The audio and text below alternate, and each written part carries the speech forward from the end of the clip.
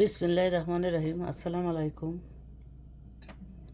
এটা মৃগেল মাছ ভালো করে ধুয়ে নিয়েছি লবণ টবণ দিয়ে, ধোয়ায় কোনো কমতি রাখি নাই। আর এখানে নিয়েছি হলুদ, মরিচ আর লবণ। এটা এখন দিয়ে দেবো।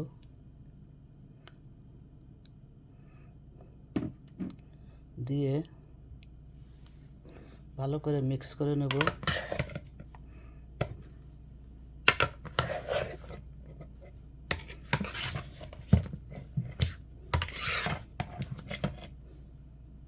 মিনিট। আর এখানে নিয়েছি কচুর মুখা, এটাও কেটে লবণ দিয়ে গরম পানিতে ধুয়ে নিয়েছি। ভালো করে মিক্স করে নিয়েছি। এখন একটু তেল দিয়ে দেব। এই তেল দিয়ে ম্যারিনেট করে আপনার 20-30 মিনিট রাখবেন। ফ্রাই প্যানে পরিমাণ মতো তেল দিয়েছি। তেলটা গরম হলেই ম্যারিনেট করে মাছটা দিয়ে দেবো। মাছটা ভাজার জন্য দিয়ে দিয়েছি। তেলটা গরম হয়ে গেছিল। এখন আস্তে আস্তে ভেজে নেব। এক পিঠ হয়ে গেলে আরেক পিঠ উল্টিয়ে দেব। এভাবে আমি সব মাছগুলো ভেজে নেব। মাছটা এক পিঠ হয়ে গেছে, আমি উল্টিয়ে দিয়েছি। আস্তে আস্তে ভেজে নেব। আমরা একটু কড়া ভাজা পছন্দ করি।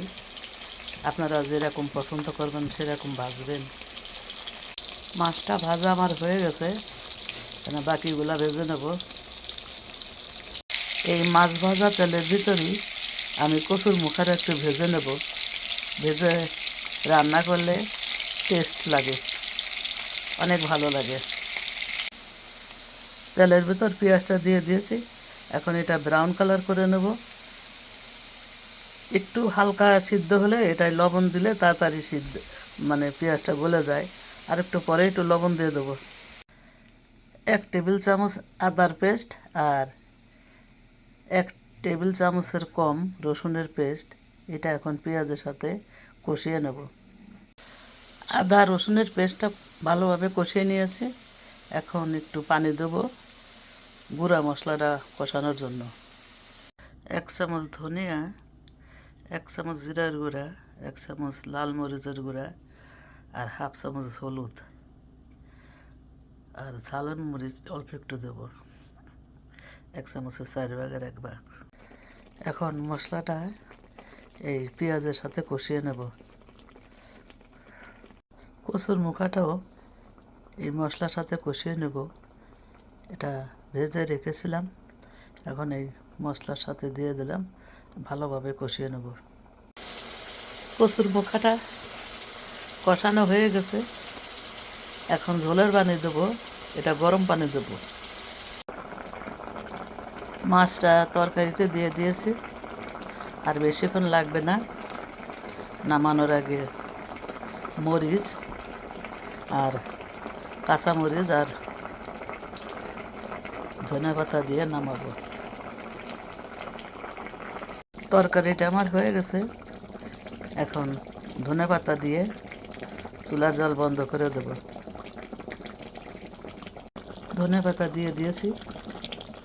এখন চুলার জালটা বন্ধ করে দিলাম।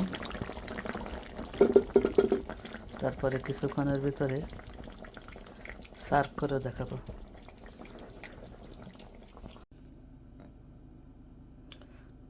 আমার কচুর মুখা এবং মৃগেল মাছের তরকারি রেডি।